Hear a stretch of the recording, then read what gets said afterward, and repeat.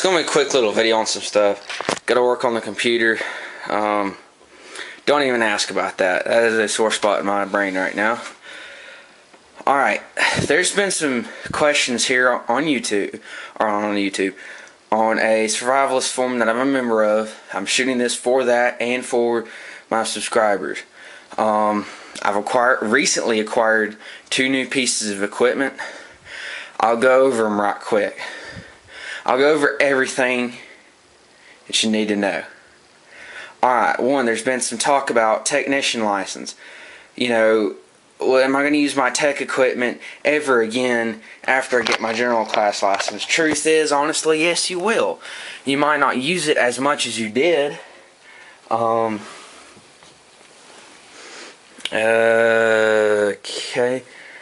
There it is.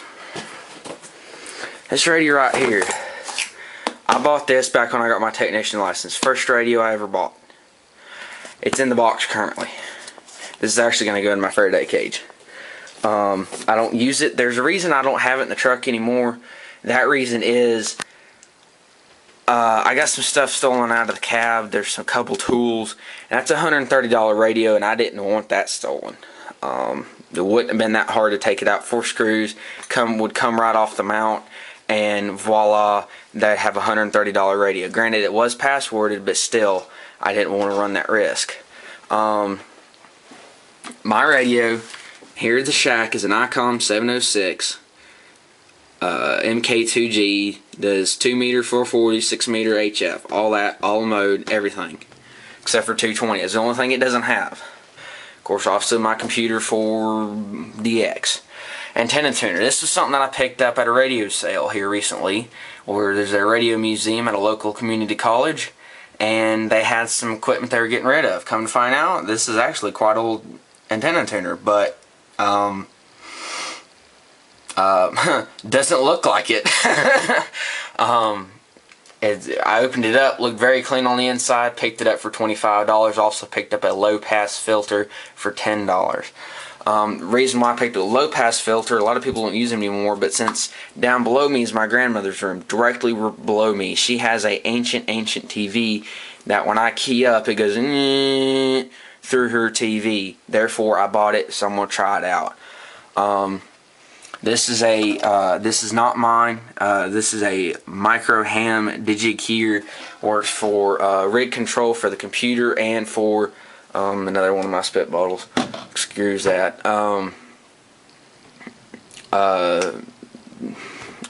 For controlling the radio remotely, or controlling the radio use of computer and login, so I get the frequencies and stuff. This here has a dummy load, a built-in wire balloon for ladder line, which is what I use. I can tune 2 different pieces of coax and go direct if they're cut for a certain band. If then I can go to that and then tune it if I want to. Also, I have an SWR meter and power meter. SWR meter is pretty daggone accurate. Watt meter says I'm putting out 200 and I'm only putting out 100 watts. That is a memory keyer for CW. I don't do CW. I have not learned CW. I do plan on it. I would love to. I like the mode. So yes, this is a old radio here that I got for free from my Elmer. What an Elmer is basically a Mentor. Elmer means Mentor in radio. What this is an old Gonset crystal Sidewinder 6 meter radio. I've never used it, never transmitted with it. I did try one time and I have no idea. I just know it turns on. This is an AC power supply. This is the 12 volt power supply. That was apparently supposed to be a mobile type radio. Is the only thing I can find out about it. That's it. But yes. So now we're gonna go. I'm gonna go over antennas. My handheld I use in the car with the mic. I do recommend getting a handheld. Get you a separated mic. So you can use it in the vehicle. I would use that for a mobile things. You don't need to really run more than 5 watts anyways, mobile. So why not go ahead and just use a handheld? My antenna here. This is going to be my preparation room. There's some videos on that. I have ladder line going. That's over in the shack. I don't have flashlight with me, so there's really nothing over there for you to see anyways. But I got ladder line that comes through here. I'm going to have to redo this when I put sheetrock up in here.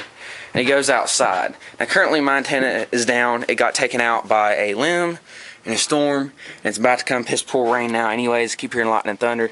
That tree right there. I don't know how well you're going to be able to see this, but if even at all. Anyways, my antenna's up in there and a limb took it out. You can't see it now, the weeds done grown up around it, but you might see the ladder line laying down there on the ground. I gotta get my buddy who tree climbs for a living to come over here and climb up the tree. Alright, sorry about that. I gotta get my buddy to come over here that climbs trees for a living and knock off all these limbs and all that on there. That's actually a decent sized tree. You can see some pretty dark clouds there behind, and it sunned up a little bit, but it's still, it's actually sprinkling and it's not lightning and thundering. But you are going to use your 2-meter equipment. I don't use mine as much as I used to. I use it right now currently when I'm in both vehicles. I use it for listening to my local county cops. I listen to their dispatch frequency. I cannot transmit on there, and my radio's locked out anyway, so there's no chance of it transmitting. I use it for that, and when I'm in the truck, because I got a mag mount on it, and I have the separate mic for it, I will talk on 2 meters on a repeater every now and then with people. If there's some sort of event, like recently there was a bicycle race, or well, it was a fundraiser thing. I believe it was from American Red Cross. I did not participate in there. I'm not in Aries, so I did not participate in there. Using radios in the SHIF situation, I think the way to go is a manual tuner.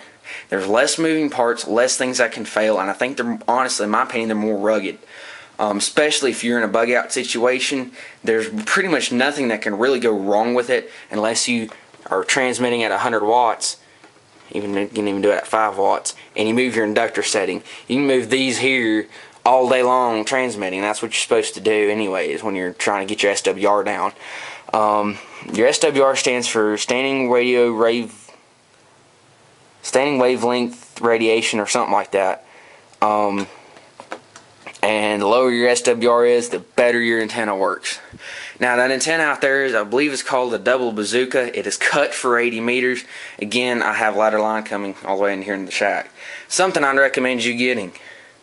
And here's my literature section. We've got a 2006 ARRL handbook, a 1997 and a 1994 ARRL antenna book. I've got a bunch of QST magazines and all sorts of good stuff to read through. I've also got a 1990 ARRL handbook. I recommend getting a handbook. I also would recommend getting you an antenna book. And I tinker with antennas all the time. That's my thing. And my antenna's in inverted V shape because my main thing is DX. I don't do a lot of talking locally other than on 2 meters, so there's no point in me having a straight out dipole. It'll really, you'll get to understand things a lot better about antennas if you're ever curious in building one. It tells you about radiation patterns. And if you want to tinker with stuff, tinker with, playing with weird different designs and whatnot after you start get the basics of antennas down. I'd recommend, and I will pick up one of these antenna project books. ARRL sells one. There's also one for QRP antennas, if I remember correctly. So there's all sorts of good stuff. It's ARRL.org, if I remember right. Might be .com, but just look up ARRL and just look them up. Look through the books. They're really good. Again, I don't talk on repeaters very much anymore. I used to talk on them every day when I had my technician license. I don't anymore. I like HF. I like the challenge of talking to somebody across the world. Unfortunately, since the computer's down right now, I can't show you my log, but I've hit Antarctica. I can't remember if it was North or South Antarctica. Did that at 100 watts at a dipole here at the house. Okay, guy said I was down low, and I was low in the noise, but he could still make me out over people I could hear like they were next door to me. He still picked me out of the crowd. So that ought to tell you how well a dipole antenna does. Now granted, a beam antenna is the best thing in the world that you can get. Granted, you gotta have a tower, you gotta do deeds. Actually, I could even put a tower up if I wanted to, even though we're not supposed to here where I live. Alright, this is gonna be a 3-part video. This battery died on me pretty quick. Pick you up one of these things too. You're gonna need one of them. That's about it. That's a SEC Part 97 Rules and Regulations book. Very handy to have. Bores me to sleep. 2-meter antennas. We'll go over this right quick. I built a J-pole for a friend of mine. They're a bitch to tune. Okay, they're a pain in the ass. I would not recommend doing that. Some people have good luck with them. I don't. Build you a 2-meter quarter-wave ground plane. I need to put the radios back on here. They kind of fell off. Guys, buy an Amphenol SO239, which is what this one is, I think. Yep, this is an Amphenol. They're kind of Amphenol connectors. Just buy Amphenol connectors to start with. They won't melt on you. They look expensive, but they're worth it. I need to put the radials back on there. I have them over there in the thing. My solder didn't hold.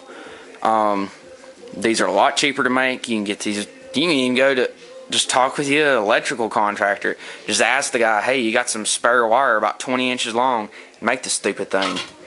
That also works for 442.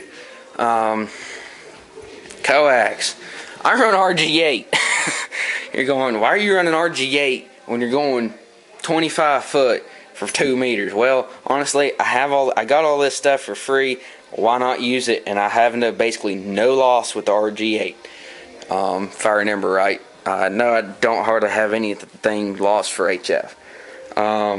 For my jumper, to go from my radio to that, I run Mini 8, or in bigger than RG58, less loss.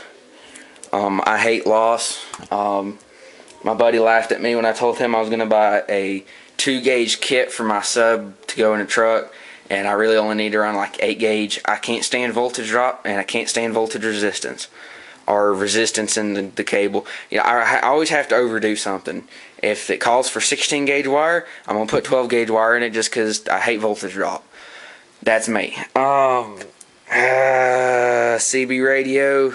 I got one in the truck. Also have the frequencies for that, and I also know the tune for a couple different channels that I use, so I can run this inside the house if I need to. I do talk on CB with some buddies of mine every now and then, and I blow them away. I turn that radio down to 2 watts, which is actually under legal limit for CB. CB's like 4 or 5 watts. Run it, blow them away with that antenna. I mean, I've talked 75 miles, and they said they could still hear me clear, and I could hardly hear them. That's just that antenna. Then you go past 75 miles, there's about a 50-mile-an-hour zone. I go dead, and it skips 75 miles, and I'm done. Generally, kind of depends on where they're at. That's the farthest I've ever talked on 2 watts. I did hit somebody somewhere else, and I can't remember. It's been too far long ago. Well, guys, that's pretty much it. If you got any questions about anything, let me know. Message me. Put a comment up there. I'll help you out in any way I can. That's about it. That's all I can think of. So if you got any questions, email me. You can do it. You need to do it through the Survivalist board. We'll post the link up to this there. So you guys there, email me there.